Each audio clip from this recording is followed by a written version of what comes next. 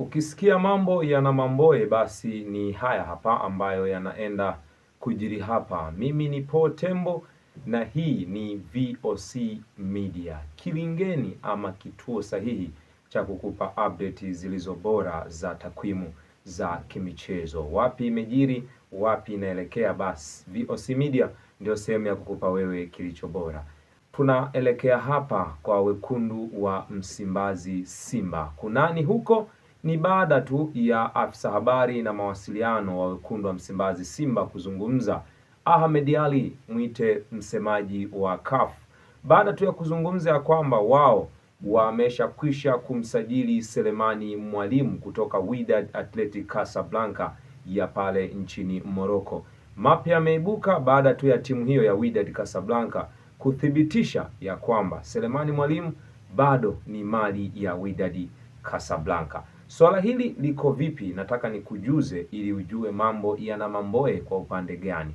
Iko hivi, Simba Sport Club walimchukua Selemani Mwalimu kutoka Wydad Casablanca tu baada ya Wydad Casablanca kutoka kushiriki kwenye michuano ya kombe la dunia kwa ngazi ya vilabu, na walifanya vizuri kwa kiwango walichoonyesha, na Selemani Mwalimu alikuwa ni miongoni mwa wachezaji ambao walishiriki kwenye michuano hiyo.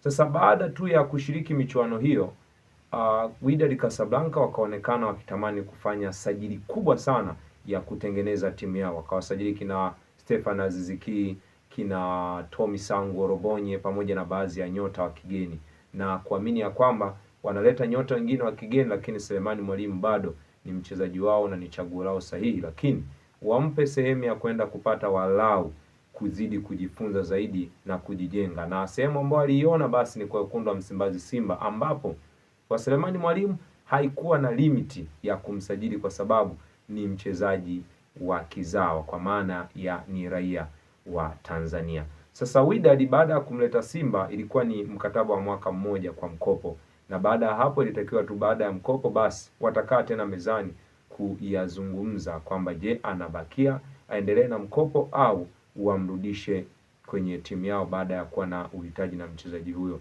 Sasa Simba baada ya kufanya vizuri msimu uliopita na kuonekana kupo kwenye listi ya matop scorer wa ligi NBC Premier League, wao wamesema tayari wameshakwisha kumsajili na amesafiri na timu kwenda kushiriki michuano ya Kagame Cup. Sasa story tu ni kwa Wydad Casablanca. Kwa nini Wydad wamekuja na mada hii?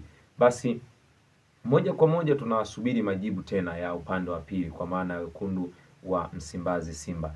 Je, jambo hili lina ukweli ndani yake? Lakini Wydad Casablanca wametema nyongo kwa wekundu wa Msimbazi Simba. Mimi ni Paul Tembo Chezo. Hii ni VOC Media, kilingeni, sehemu bora ya kukupa kile kilicho bora na details bora za takwimu za kimichezo. Sina la ziada, chao. Usisahau tu kusubscribe, kulike, kucomment na kushare. Tunapatikana YouTube, Instagram pamoja na Facebook.